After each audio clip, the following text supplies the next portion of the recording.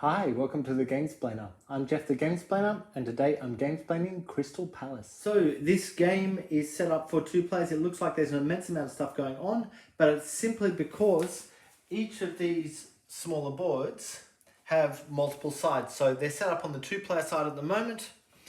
That's the 4-player, 5-player. So there's a different number of things on the tiles. In essence, this is a worker placement game, but the workers you have to place are your dice.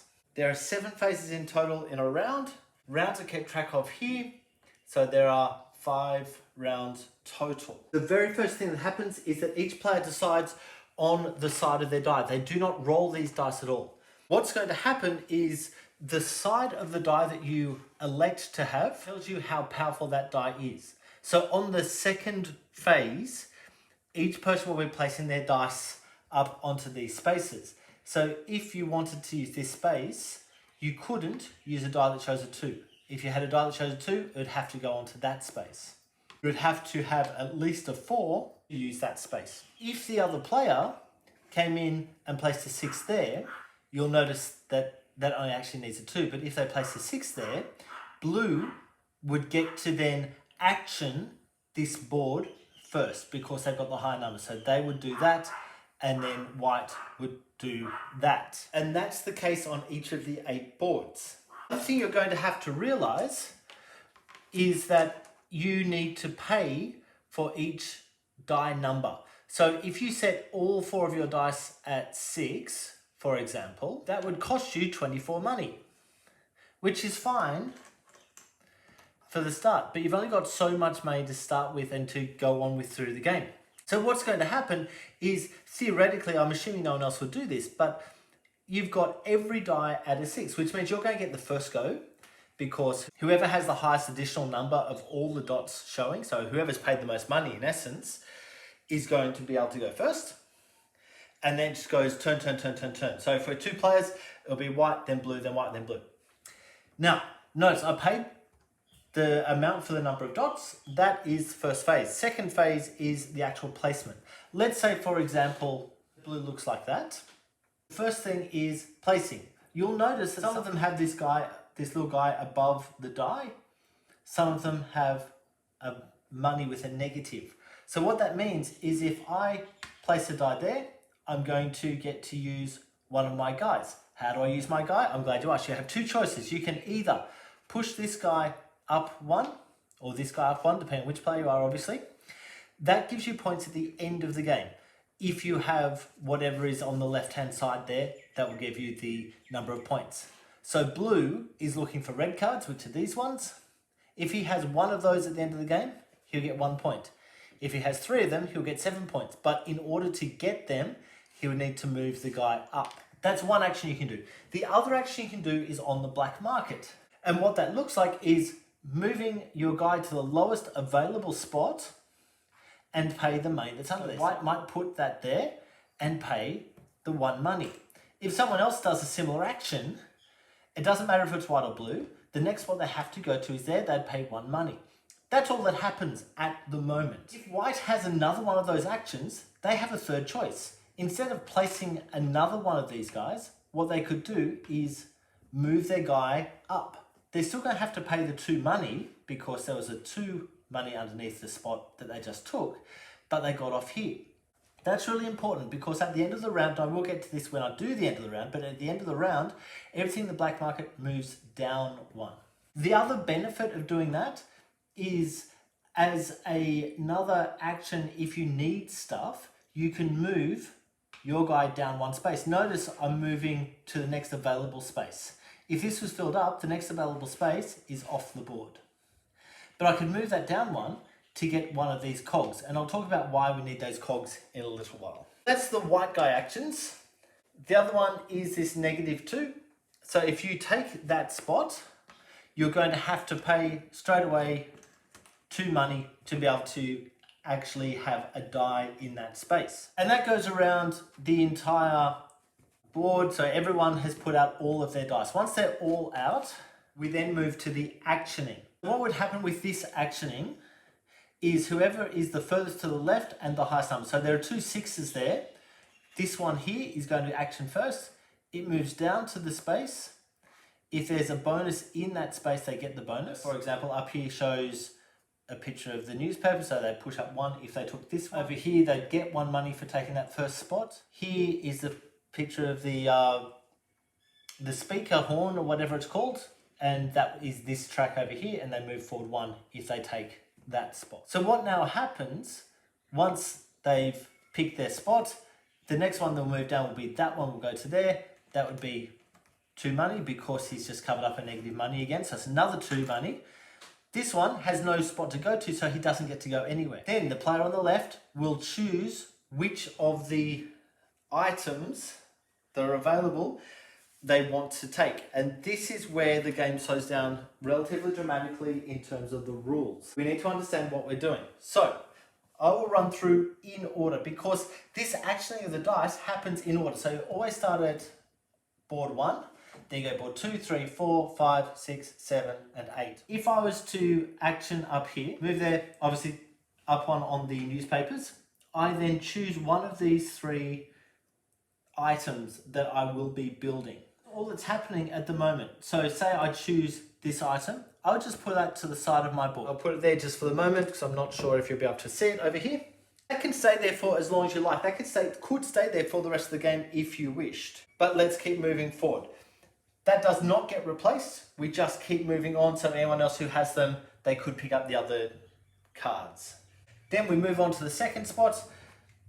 What happens here is the person who gets this will choose one of those 2 tiles and will add that to their board. So for example, he might actually choose this one and add that to his board. You'll notice that I've just covered up one of the -2s. If there's any -2s still vacant at the end of the game, that's -2 points from your final score. You want to get these covered up. I will take a moment right now just to talk about loans. If you run out of money, so he only has 11 money left at the moment.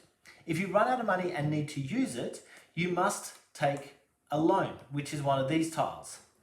And what you're doing is, a loan is always 10 money. And you take one of these tiles, flip it over, and put it into the same space. You'll notice there's -10 points on that. At any point during the game, you can pay back that 10 money to flip that over to the -5.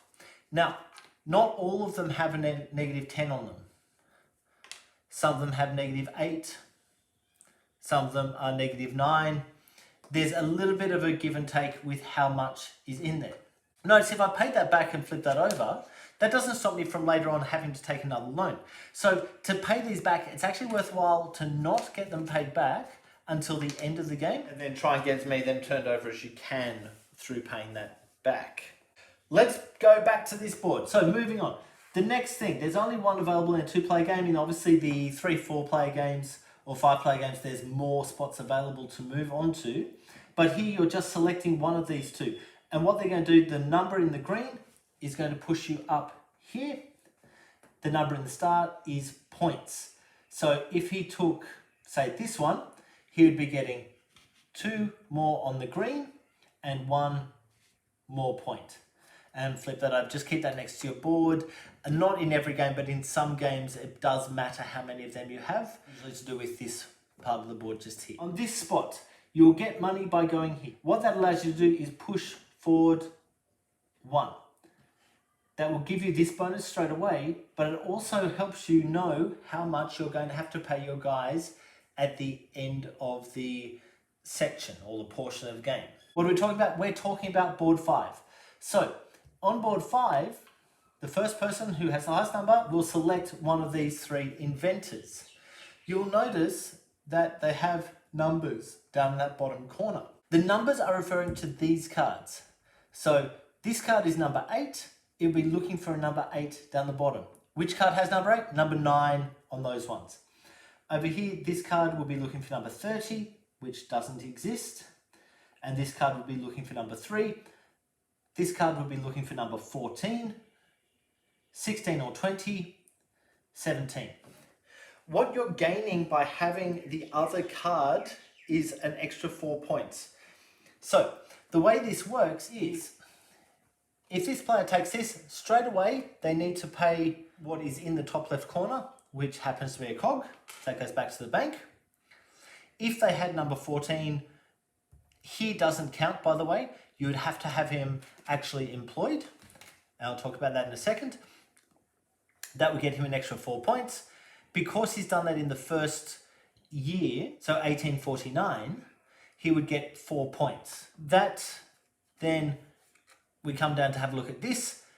He gets one of these tiles straight away, and that's a blind pickup plus 1 point in the newspapers. That card will then be flipped over. The numbers down the bottom tell you how much he's going to be paid each year. So if this was blue that owned this card, because of where he is in Westminster, the fourth board, he would pay 3 money each year to have this guy. Because I've managed to move white forward, he's only paying 1. If I was able to move white forward again, he would only be paying 0 to have that card. And you must pay for it as soon as you pick that up. You can't put those guys up here with the products that you're trying to invent. This board is how we keep track of how many rounds we're on. So we're on the first round at the moment. Anyone who has actioned here is going to get points for stuff. So if he has 0 blue cards and he's talking about blue cards on this side up, that's talking about blue cards that are flipped over. I'll talk about how to flip them over in a moment. If he had none of them, he'd get 2 points. If he has one of them, which he does, he would get 3 points. Those points aren't points, they're on this track here. 1, 2, 3. Tracks that I just moved along, you'll notice there are some spots that are on the board with some little circles. As soon as you get to those spots, you can elect to move your marker onto that.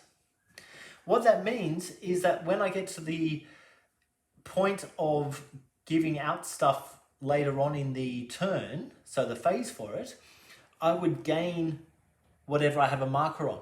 The issue is, if I get up to here, I only have 2 markers. I may have dropped them all there. If I'm here, theoretically, I could be getting 5 points every round. Because I don't have a marker on them, I'm not going to get anything.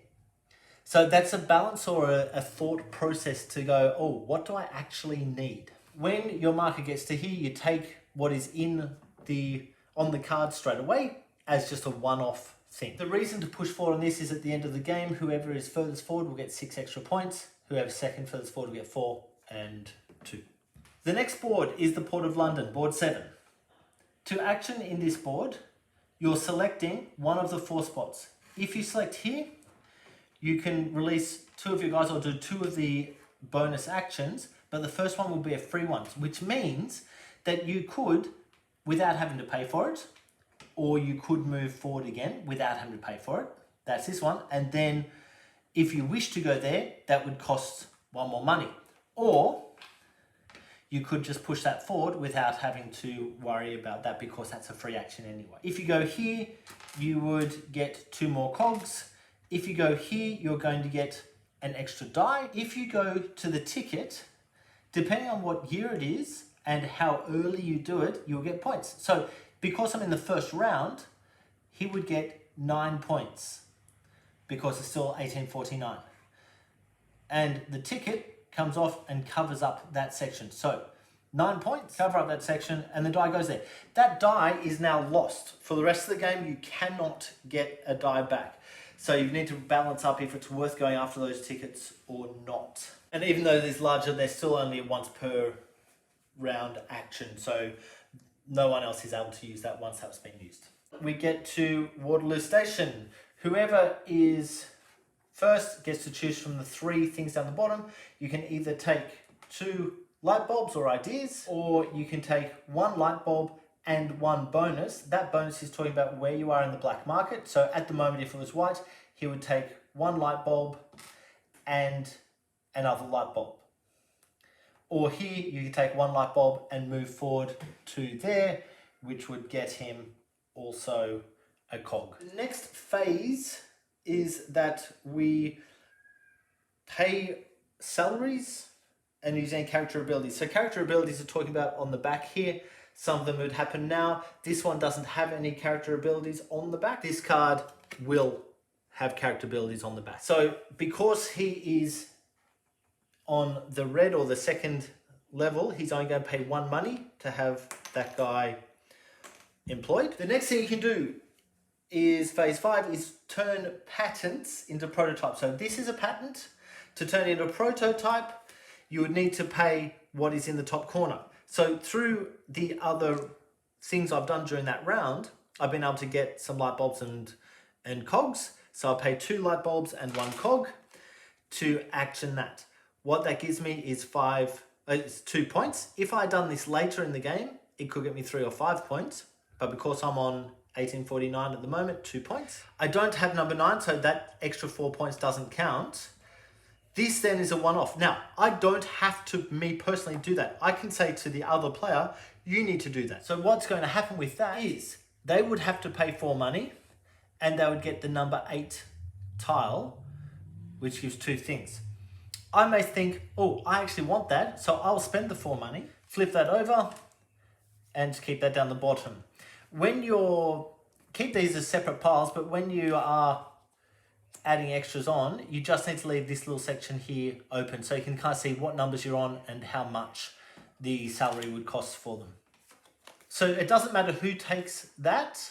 It could be you, it could be one of the other players. Whoever actually owns the card gets to flip the card over. You can do a maximum of 2 prototypes to be invented on each round. So if you have 3 sitting up here, you're only going to be able to do 2 of them maximum. We then move to phase 6, which is, first up, you get money or income for where you're sitting on that board. So white would be getting 6 money, blue would be getting 4 money. Any of these tiles that have a little 6 on them, which is all 3 of these, would action now. So that would push him up 1 more. That gets him 1 more money. That gets him 2 more light bulbs. Then once all the payout is done, these move down 1, 2, 3 spaces. What's going to happen in future rounds, if blue doesn't move up this at all, he'll eventually be pulling no money in, but he'll also lose points. And then once he gets below this line, he's going to be losing an extra money for every spot below that line that he goes. And then once all that has happened, we prepare for the next round, which looks like getting rid of this tile and putting the next 2 tiles out, getting rid of this tile, putting the next 2 tiles out, getting rid of any extra cards here and replace them with them, getting rid of any extra cards here and replace them with them, push this hat down 1 more marker. And if you have taken any cogs out of here, you're putting 2 more cogs back in, or so until there are 2 cogs in that space. When you replace these all get moved down 1 spot as well. If they're pushed off the board, then they just go back to their player. And other things that you need to be aware of that may or may not come up is some of the cards have this picture, which is talking about this. And when you get it, you choose which side. Either take 2 points straight away or put it there to get 3 money. Phase 6, if you have the watch and a second card comes up that is offering the watch as one of its extra bonus things. So say this guy has the watch, then this card comes up. If the other player purchases this card, they take the watch from you and they can choose which side to put it on. The other thing you can do is these newspapers are actually of value. So if you need 1 money, you can reduce your newspaper by 1 to take 1 money. You can reduce your newspapers by 2 to take a cog, or by 3 to take 1 extra point over on that side with the income, or you can reduce it by 4 to take an extra die. Obviously, it's sitting at 0, you can't do anything with that. Once you get that up to 7, if you get more newspapers in, then you don't get any bonus. Other thing that can happen at any point during the game is usually when you're trying to turn over either of these cards or get either of these cards, you can spend 4 money to take a light bulb, 5 money to take a cog, or you could trade in a light bulb or cog for 1 money if you needed it. Look, I think that is everything. There are a couple of icons that you may need to look at the rules for, but there's not really much purpose in me going into that right now. So I will leave it there. Please come back and watch my Gamesplained to get a feel for how the game actually plays. If you have any comments or suggestions, please write them below. If you have any games that you would like to be Gamesplained, please shoot me an email to thegamesplainer@gmail.com. Follow me on Instagram and Twitter at the Gamesplainer to keep up to date with the games that I'm playing. Subscribe to my videos to keep up to date with the games that I'm gamesplaining. And until next time, enjoy gaming.